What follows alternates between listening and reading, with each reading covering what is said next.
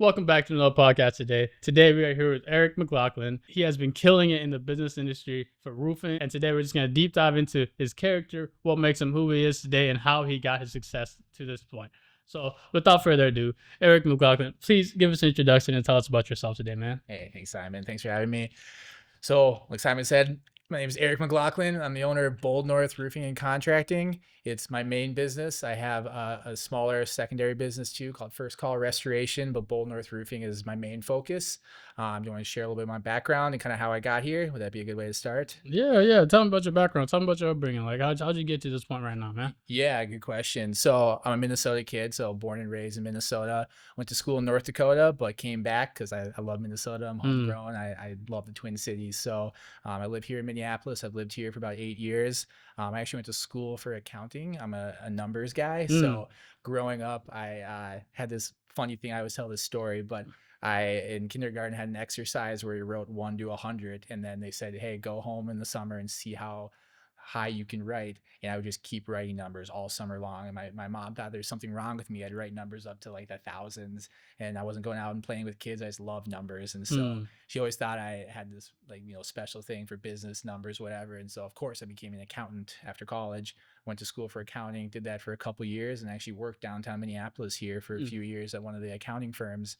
Um, Loved numbers, loved accounting, just didn't love the big corporate life and not making an impact on the world as much as I thought I could or should.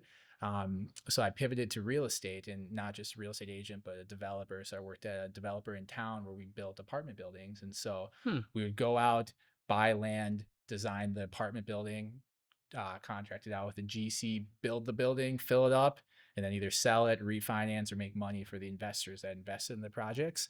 And I really enjoyed the tangibleness of it, like creating something out of nothing. And I kind of got this taste of entrepreneurship and construction and all of that, and really just um, found that was my passion. And so I was there for 4 years, loved it, had great mentors that were business people. Mm. And I started, not peaking, but I kind of hit a ceiling of, okay, what do I do now? I either have to start my own company, I have to, leave and find another way to kind of keep moving up and doing it bigger, I guess. And so in the background of all of this, me and my college roommate, we started flipping houses together. So we started buying old, beat up houses, and we'd fix them up and then we'd rent them out. And we worked really well together. He was a construction guy and he was actually in the roofing business. So he was doing roofing sales. And I was very, 4.0 student, did everything the way I was supposed to. And here's this guy that was selling roofs for 6 to 8 months out of the year. He's making more money than me, getting better real world experience because he was actually doing it. He was, Mhm. building the roofs. And I'm like, man, I need to get in this business. And so at a certain point, we ran out of money, or I did at least, from just working for someone. And he's like, hey, I want to start a business. You want to start it with me? And so that's when we started Bold North Roofing and Contracting. So we're both 50-50 owners of it. And that was the conversation happened 4 years ago, back in 2021, 2020, around that time frame. And we actually launched in 2022. But that was kind of the genesis of it, was me and a college buddy that we've been friends for a decade. We flipped houses together. He had the construction experience, I had the business experience. So we just made a good partnership, and we trusted each other because we knew each other for so long. So we launched Bold North in 2022. And kind of a fun story about it, I was super scared leaving my company I was at because I loved it. It was my dream job, but I just knew I had this opportunity I couldn't pass up. And the week that I joined and started Bold North was a week we had a huge hailstorm in Minnesota. Mm. And so it was just a sure sign from God that I was on the right path, which was super cool, to be reassured so early on that I was on kind of a path that I was meant to be. So that's how we started. And it's been a really crazy journey ever since. And I feel super blessed. So yeah, that's the That's genesis of it. dude. That's how it all That is started. dude. That is a great story. Number one, like I did not expect all that. Not only did you just talk about all your like just like got a little bit into your background about how you were a CPA, then you kind of like felt like that like the corporate life didn't sustain you enough. Like you felt like you wanted more. You wanted to do more for the world. Hmm. Like I'm like as an engineer right now, I feel like I can relate to that a lot more because I feel like I want to do more with my life, and I want to like yes, having a job is nice. The security is great. I have like Hmm. I'm not I just go in, clock in, I do my job, I can come back home. It's real nice and it's real easy, you know. Like obviously there's a little bit of mental stress area in there, you know, but that just comes with any type of line of work.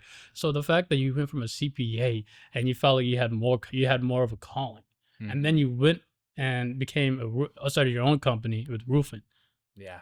and then you not only you saw all of your like how rewarding it was creating nothing, I mean, an idea, making it physical and Mhm. tangible, Yeah. and he's like that's just like that feeling, just like wow, that's great. So like so so you felt like you wanted to be an entrepreneur sense, or did you realize that calling when you were in college or when you were working your corporate job? Yeah, good question.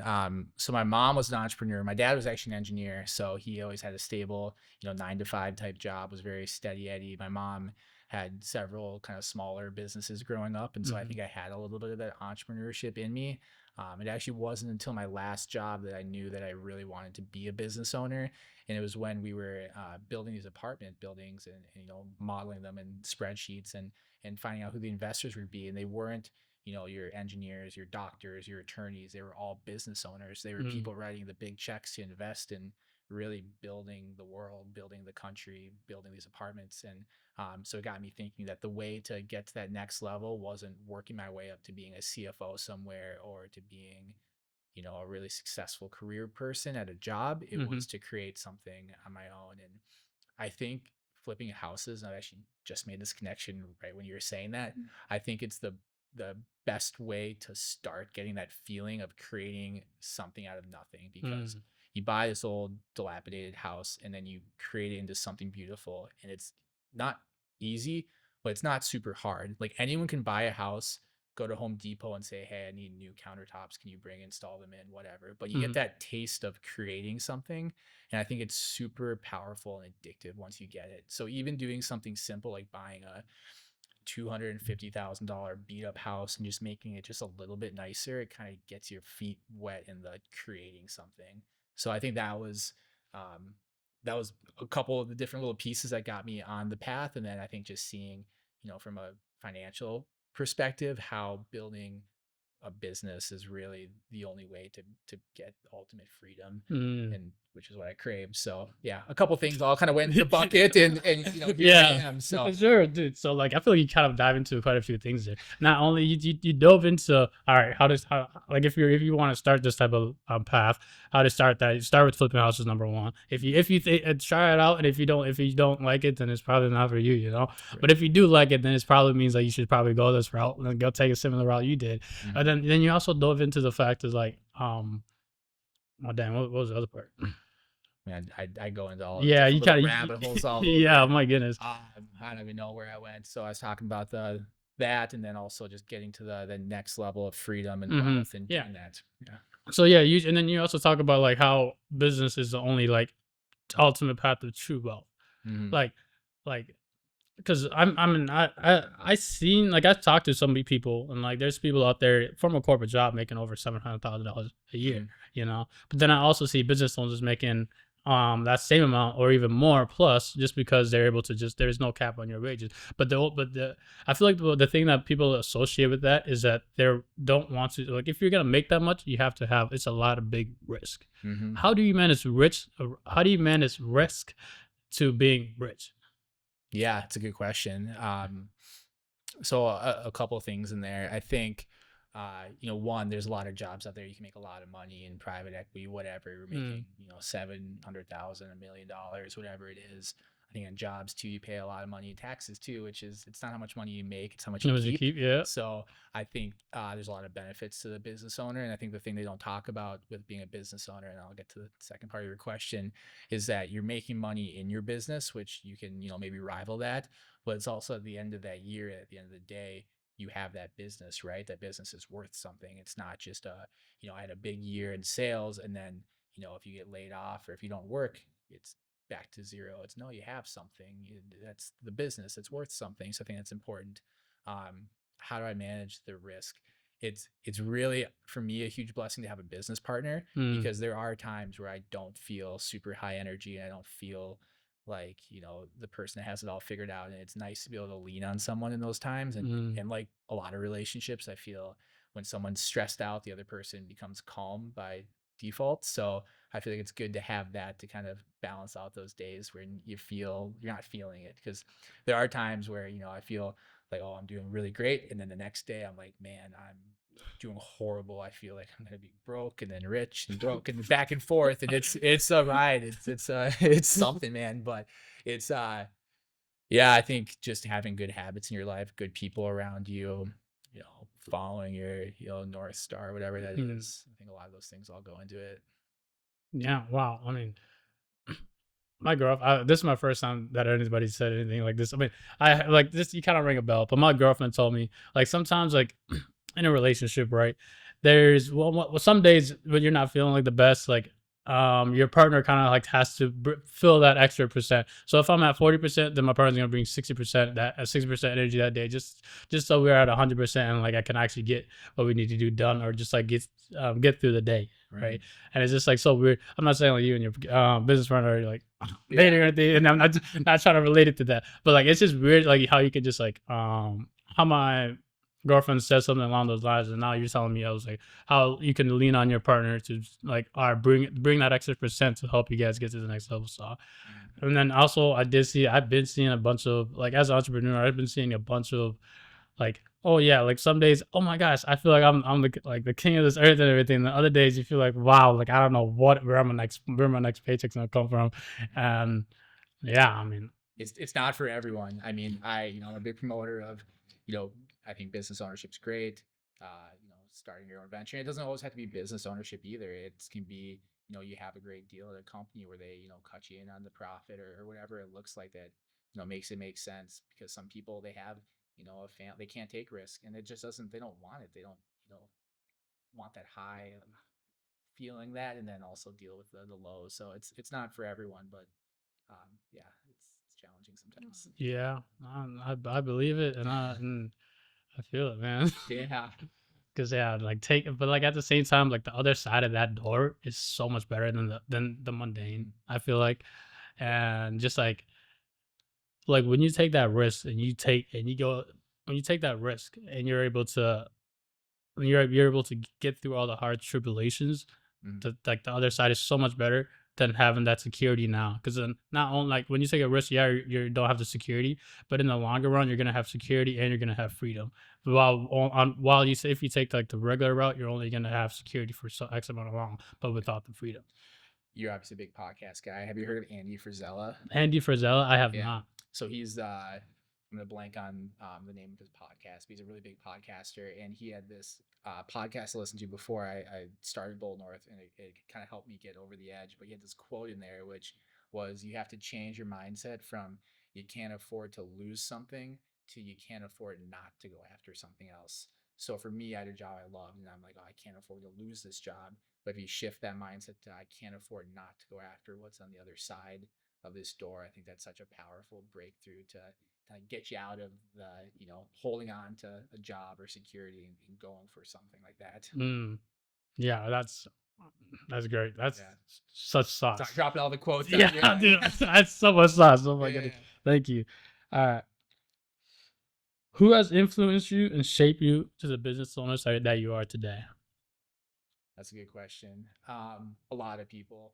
I'd say probably the biggest one was the last owner of the company I worked for. His name Mm, was Brian Roars. He was him and his brother started Roars Companies, which is a developer in Minnetonka. They're now like top 10 in the country. They're huge. mm, They're very, very smart, very aggressive business owners, which I liked. When I say aggressive, not in a bad way, but they made very bold, aggressive moves to grow their company. mm-hmm, And he, I think, did probably the best job I've ever seen holding on to being a family man, being very passionate about what he did, his work, and then building his company, getting people to like him and attracting people to want to work for him. So he did this really good job of being very smart, likable, holding on to his values, yet smart enough to navigate and grow a business. So I can't speak highly enough about him. And I was fortunate enough to work right underneath him when I started at Roars, and then when I left, I think when I joined, there was 20 people. When I left, there was maybe 200 plus. So we really grew a company quick in 4 years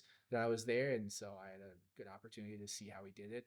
He made mistakes along the way, and I saw those, and I Mm-hmm. tried to avoid them in my business, and Mm-hmm. did a lot of things right, and I tried to replicate what I saw, and I think that helped me move fast to Bold North was kind of seeing what worked over there. So, would you say he took kind of like a mentor? You were like he was your mentor, and he kind of like shaped you on how to run your own type of business when you were working underneath him. Yes, absolutely. I think the biggest thing that I picked or took away from him is how he navigated problems. Hmm. Whenever like business is war all the time, stuff gets thrown at you and you have to figure it out. And I think his thought process on it was really valuable. And I worked for him at a time where I was, mid 20s, very malleable, still able to learn and not like set in my ways. So it was the perfect time to learn from someone like that, like him. So yeah, Yeah, great. it's That is good. amazing. That is amazing. Wow. Okay. What makes Bold North stand out from their competitors right now? Good question. A few things. Of course, we love our name. We're really, proud of it. We love the Mm-hmm. branding. It's very Minnesotan. So I always joke that a lot of construction companies they take the owner's last name and they stamp it on the company and they Yeah. they run with that. They say it's our family name. For us, we like building a brand that resonates with Minnesotans. We're very passionate about that. On a operational level, we're very involved owners, so we believe in leading from the front, not the back. So sometimes owners they come in once a week and they sign checks and just do that. We're in first ones in the office every day. Usually there's sometimes people that beat us. There's one person in particular that beats us, but we like to try to be the hardest working people, and Mm-hmm. we've been outpaced lately by some really stellar employees. But we try to work hard, be very involved. We care about every one of our projects. If there's ever any issues, we'll jump in ourselves and make them right. So we like to say that we have the capabilities of a big company, but we have the touch of a very small family-run business. Mm. Dang.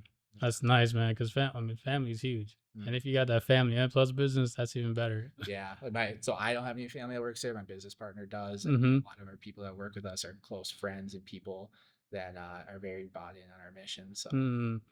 Dang, that's good, man. So nah, you said bought in your mission. So you, so for these people that you gather under your roof, how were you able to do that? Like how do you go about picking who's gonna come work for you guys and who you accepted that door?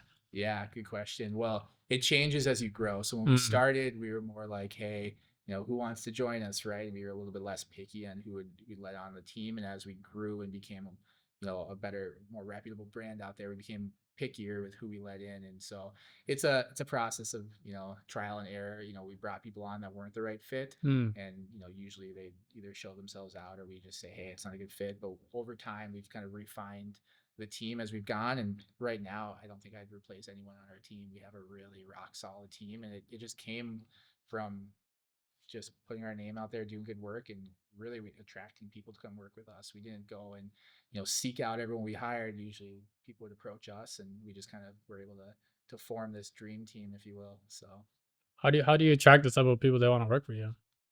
Like those high level individuals. How do you attract? yeah, I think one of our greatest skills as owners is being able to get people smarter than us to come work with us. Mm. So I'm definitely not the smartest person in the room. My business partner would say the same thing.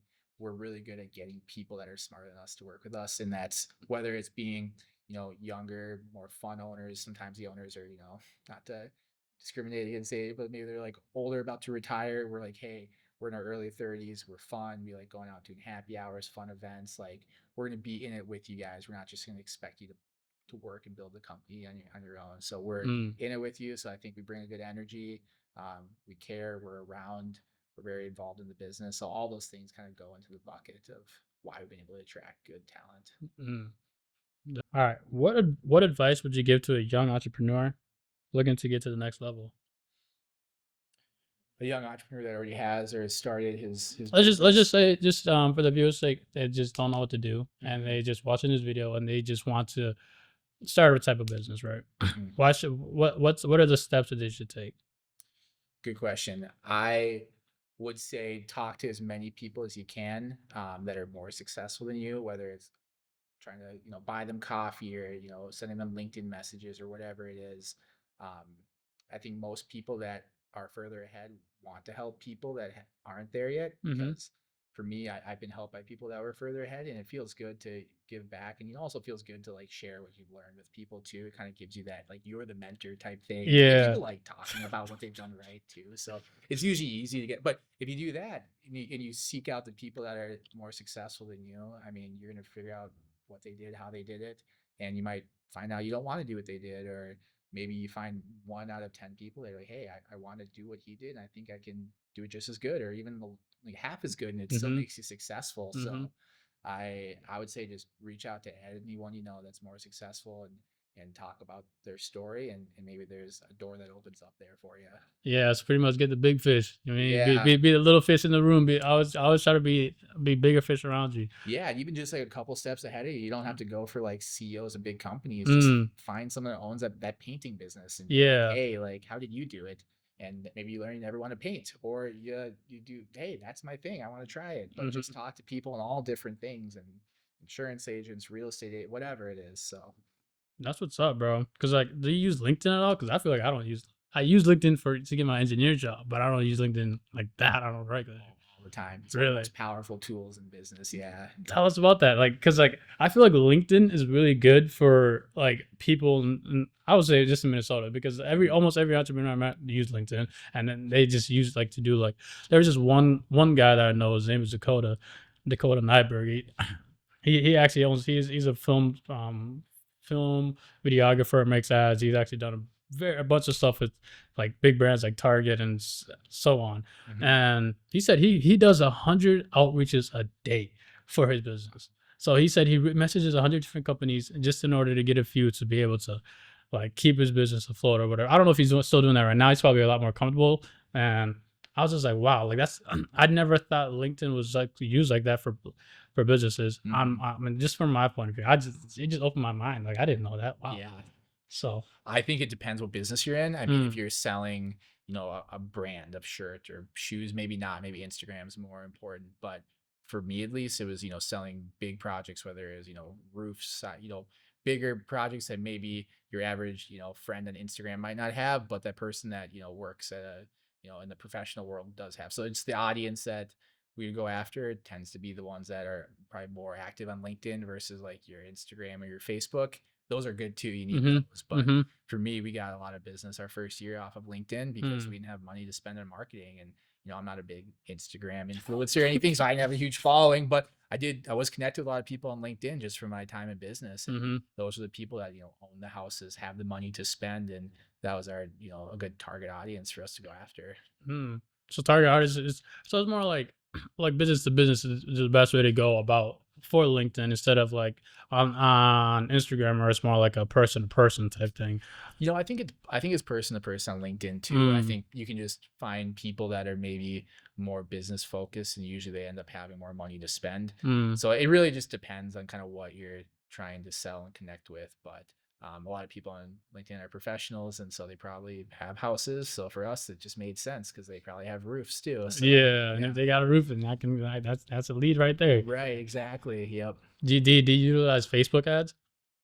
We do now. We didn't right away. We didn't use any ads right away just Mm, because it's such a I'm an accountant, so I have a natural hindrance to marketing because I think it's hard to quantify it. I feel mm. like you spend money on marketing and you don't know what you're getting from it all the time. Really? Like, yeah, so we talked to these SEO companies right away, and they'd be like, well, if you pay us, $1,000 to manage your ads, and then you spend $3,000 a month on your monthly ad spend, then you Mm-hmm. might get a few leads in. I'm like, wow, that's a lot of money. I mean, $4,000 a month when you start a business. I mean, that was more than I was paying myself. And Yeah. I'm like, I'll just go, network and send out a message to my, 1,000 people I'm connected with on LinkedIn, and I'll Mm-hmm. probably get a more qualified lead than if I just put money into the unknown Facebook bucket, because you never know if you're going to get any clicks. And Yeah. we didn't right away when we did try that. So now we do, because once you get to a certain size, you have to put kind of all the lines in the water, even Mm-hmm. if they're not always the best as a LinkedIn message might be. Mm-hmm. But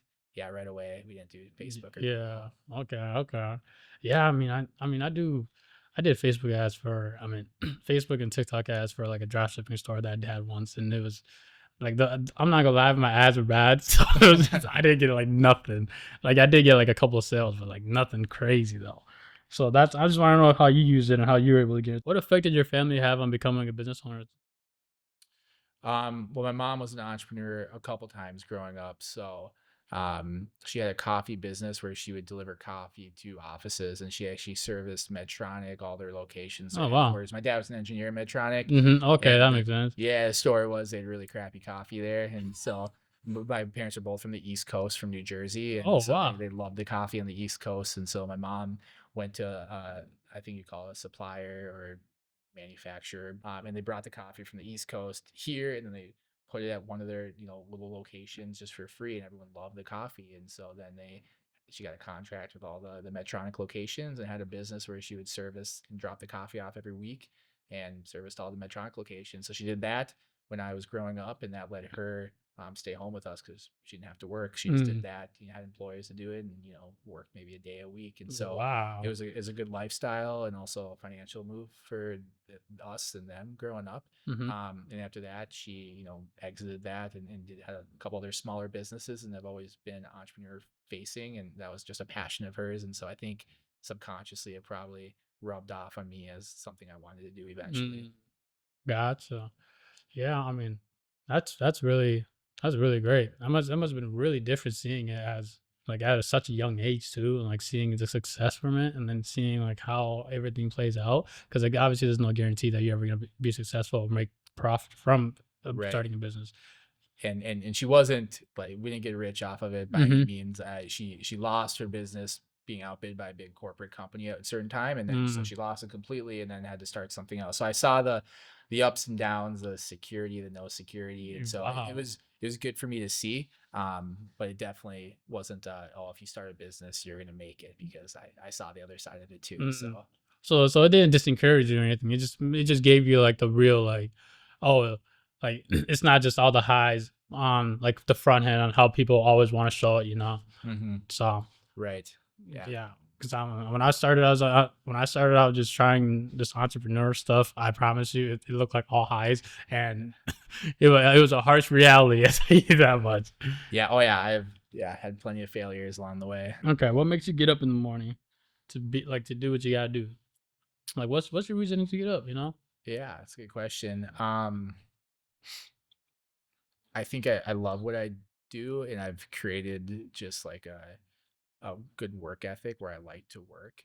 I know it doesn't come naturally always, but for me, Mm, it did, or maybe I created it. But I just love working and accomplishing stuff, whether it's just making a little checklist of things I have to do in the morning and it feels good to check them off. I just have had a passion for working. I just feel like I'm the happiest when I'm working, which mm, is not something that everyone has, but uh, kind of a funny story on that. My first year in business in the winter, I was able to take an extended backpacking trip, and I stepped away for about 6 weeks, and I was backpacking by myself, and not the whole time, but a lot of the time when I was there, I'm like, man, I wish I was back working and building my business. And when I mm, was working, I just wanted to vacation and like go travel the world, and not until I was able to do it did I realize what really brought me fulfillment was actually building a business and working and creating and solving problems. It's just mm. how I've always been geared, I guess. Wow. So that is that's wild because like I feel like when people like leave their regular like routine, right? And they think they want something, right? And then they work so hard, they get it, and they realize that it's not truly what they want. And it's not truly what like it was gonna give them that happiness or whatever that desire, that fulfillment that they were looking for. And like you hear it all the time. The the fulfillment is in the journey and it's not on the destination. Mm-hmm. So Yeah, absolutely. And I haven't always been, and it's not like I just work and I'm happy. Like uh-huh. when I had my accounting job, I remember going to work and being like depressed because I'm like, this isn't fulfilling work. Like it Uh-huh. has to be work that like makes you feel fulfilled and alive. I had long hours in the accounting firm where I'm like, I'm not happy. So it's not just the work side. I think it's work that you're passionate about Mm. that really makes it special. You all know one thing that I kind of like noticed over the years.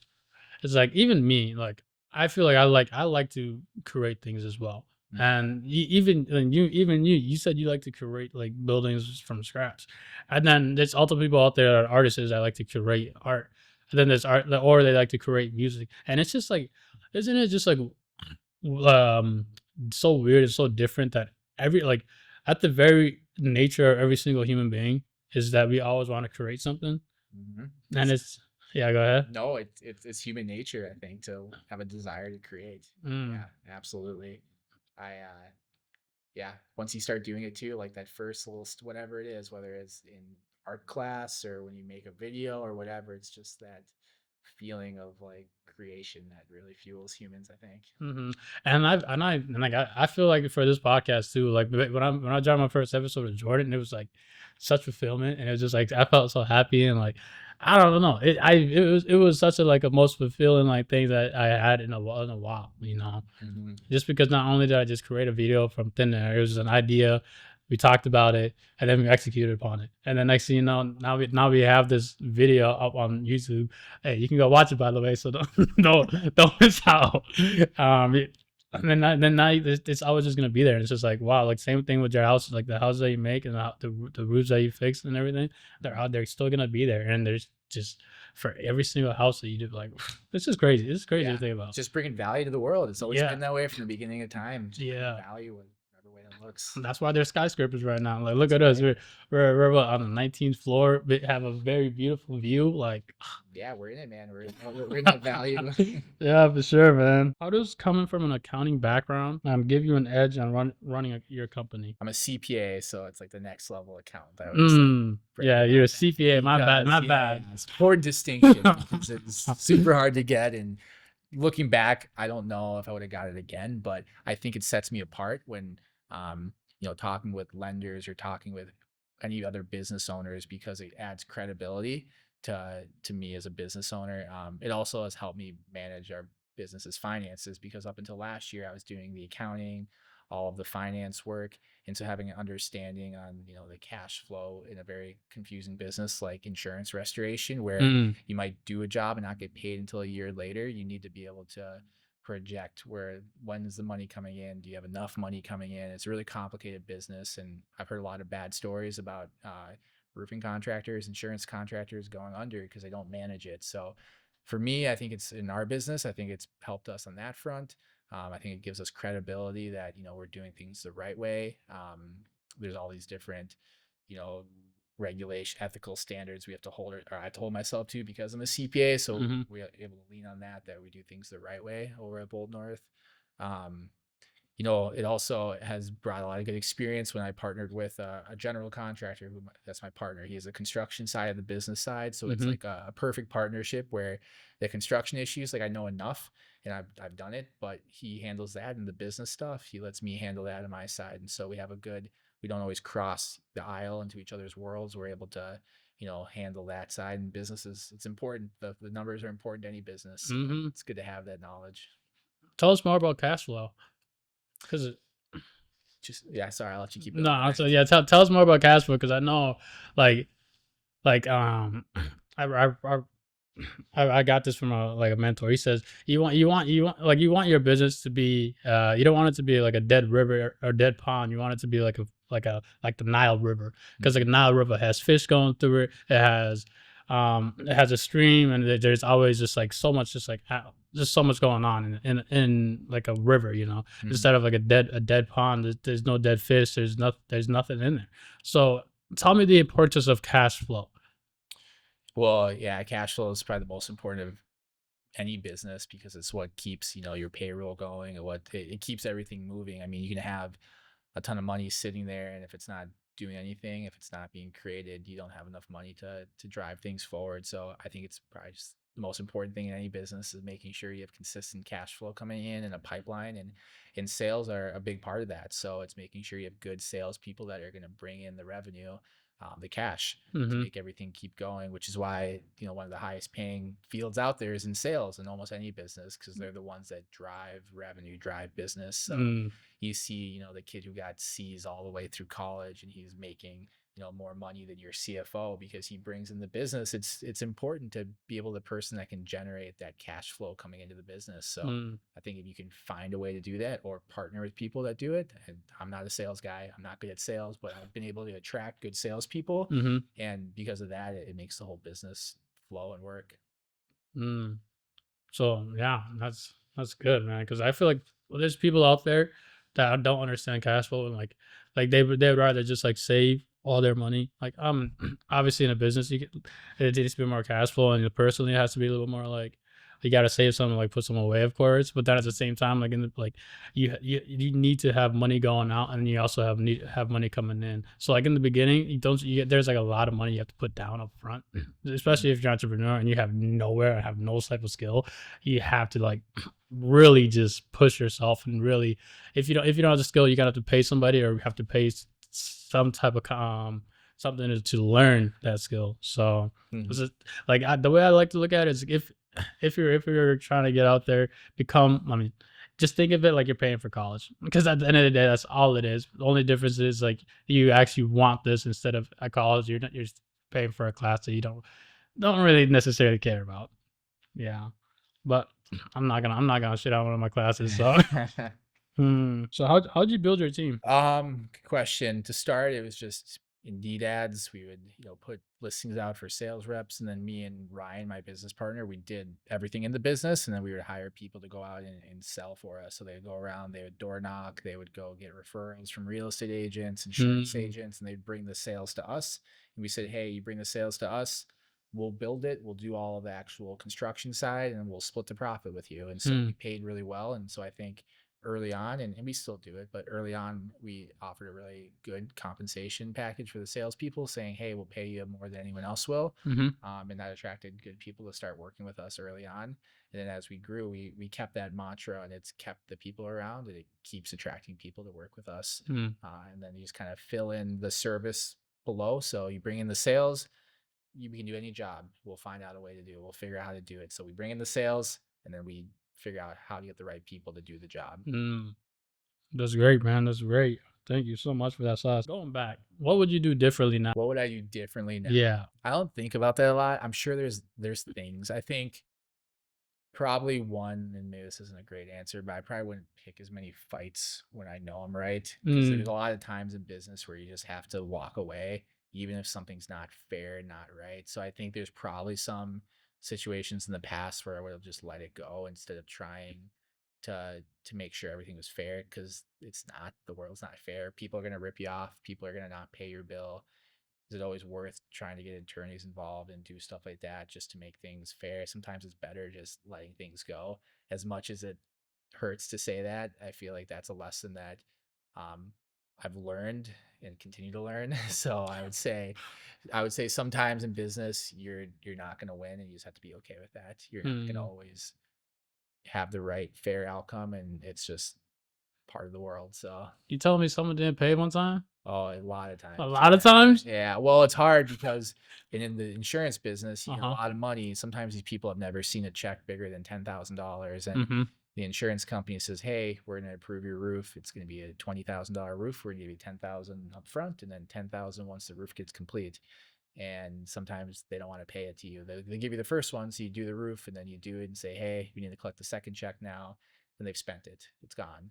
And it's because if you live paycheck to paycheck, an insurance company gives you a $10,000 check, you might spend it on something. Maybe you have credit card bills or whatever it is. So there's a lot of that goes on. Most of our customers we have a really good relationship with. So it doesn't happen. We explain, we educate them, but it does happen from time to time. So that makes the cash flow side hard, because if you project all the money coming in how it's supposed to, everything works. But when you have some cases where people are in bad financial situations, it ultimately comes back to us, because we don't get paid and we lose money. So wow, I'm surprised about that. I never would have thought that.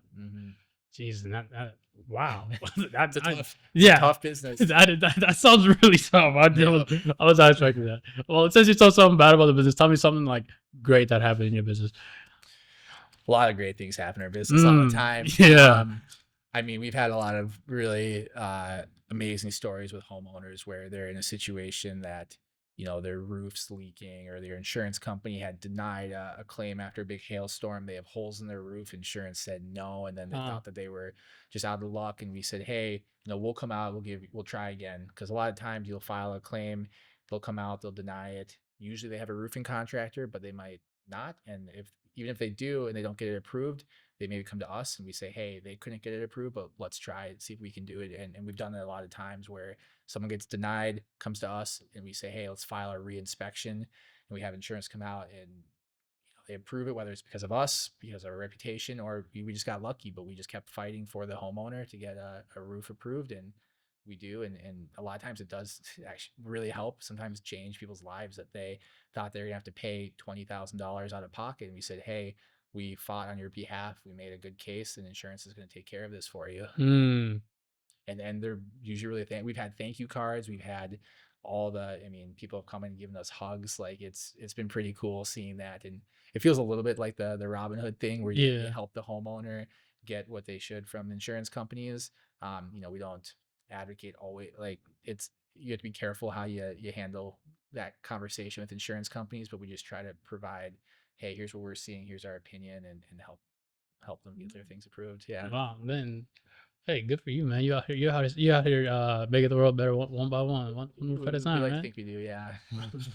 There you go. Has religion played a part in your success at all? Absolutely, yeah.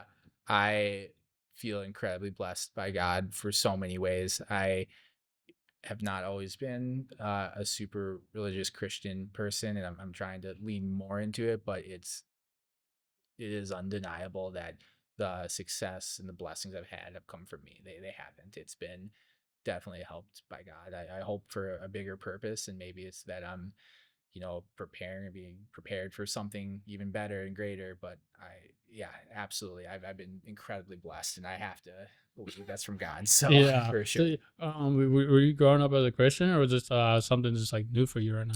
Yeah, I did. So I grew up as a Christian, went to private school, Christian Oh, school, wow. Okay.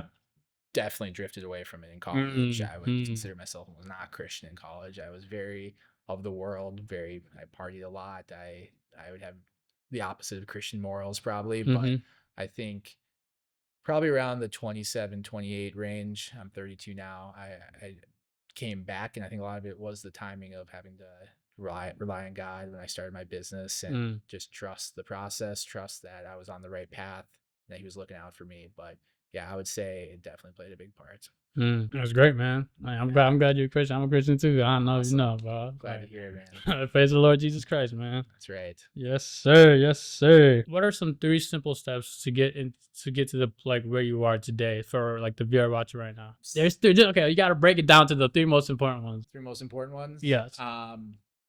I would say have all the conversations, talk to as many people as possible. So that's Mm-hmm. what I talked about earlier. Mm-hmm. I would say wait until it makes sense, but don't wait too long. So what I mean by that is make sure that you're not living paycheck to paycheck. Because if you start a business, you're gonna end up homeless pretty soon if you don't have any Mm. money coming in. So Mm. try to save up some money so that you can, live 6 months without an income if you had to. Mm-hmm. But also don't wait forever because there's no perfect timing. Mm. So talk to people, wait, but don't wait too long. Kind of plan the right move. And then I would say just execute, just do it. So kind of the same as the second one, but like you have to make a move. It's the paralysis by analysis. I have a Mm. ton of friends. I shouldn't say ton of friends. I know a lot of people that will just sit and they have business ideas, but they've been talking about it for 5 years, and Mm. it's never going to happen. You have to take action. And so if you have a plan, it's good enough. Doesn't have to be perfect. Try it out. What's the worst that happens? So Mm-hmm. I say, yeah, talk to people, make sure the finances timing makes sense, and then Mm. Wow. So you said make a move. Hey, you just got to do it. You know. yeah, if Yeah. you have a plan, you have an idea, it must be somewhat okay if you've been thinking about it, and you gotta just have to trust yourself, bet on yourself, like Mm. take the plunge. That's great. So you just get pretty much get a number one, talk to people. Mhm. See what's out there for you. See what you like, see what people have to say about that market, see what people do in their business. Like watch a couple of videos, whatever it may be. Second step, make sure you're financially somewhat stable, able to, right? Make sure you're able to live 6 months without it, or you could just do it as your nights, on yeah weekends, whenever. Yep. yeah start your 5 to 9 afterwards, you know. Yep, that's right. Yeah, you got your 9 to 5, 5 to 9 or whatever. And that's only like 3 hours. Well, wait, it's 5 to 11, is it? The I don't know. graveyard shift, yeah, whatever that is. Yeah. And then you do that right, and then afterwards, pretty much just like make sure you to execute your plan. Make when you have just get a business plan, execute it as like good as you can. Yes, you're gonna have roadblocks. Yes, you're gonna stumble, but you have to just start because there's nothing better than experience. That's like Jordan said last time. He'd rather have a person who's been in sales for X amount of years than a fresh grad from XYZ university. So definitely just start as soon as you can. Yeah, that's right. Yeah. For sure. Hey, you said it. I just kind of broke it down for you a little bit. Yeah. All right. Last question. Yeah. How often do you use the word expensive? How often do I use the word expensive? Yeah. A lot. A lot? Yeah.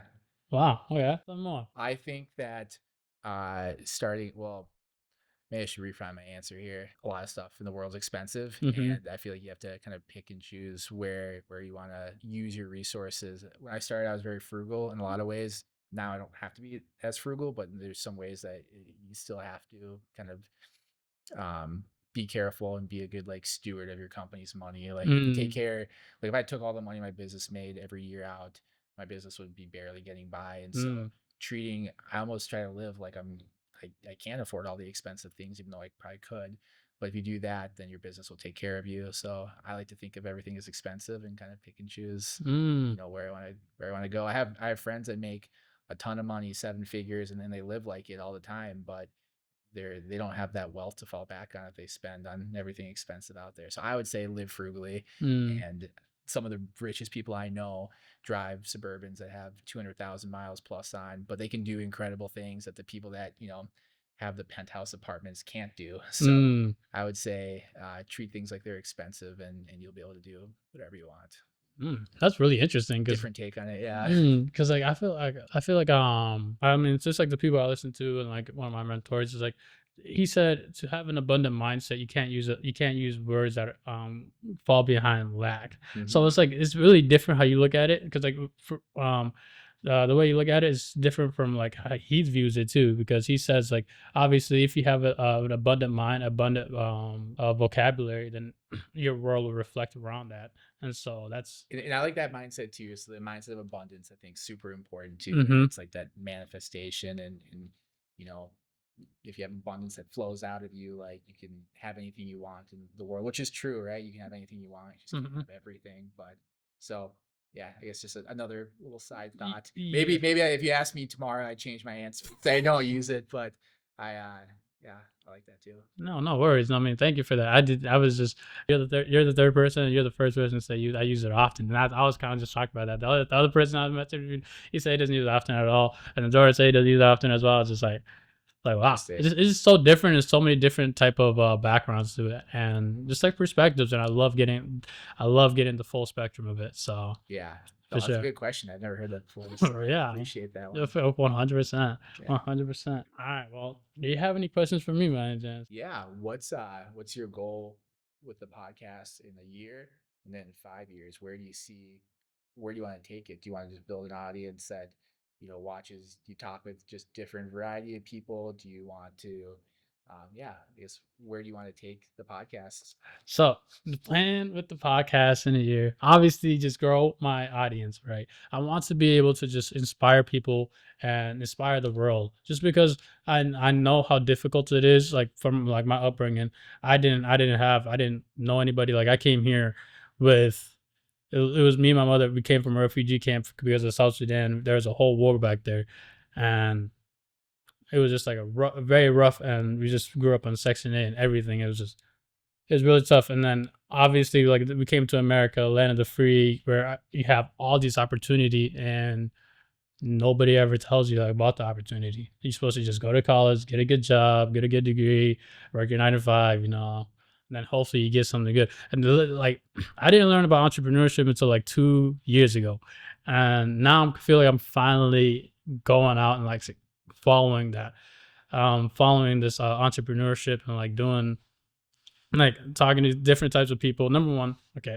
grow my audience. Number Yeah. two, talk with highly successful people, understand them, really just break them down, not only for myself but for the viewer as well, so that they can have that experience, just like I didn't have that experience back when I was growing up. It would have been nice. It would have been really, it would have helped me a lot back then. So if someone can watch this out there in the world, and then they can see that it's possible, not only for people like you, and then people for me, and everyone around the world, and every single person, it is possible for them to really just get out there and get the life that they want, or just like make the world a better place.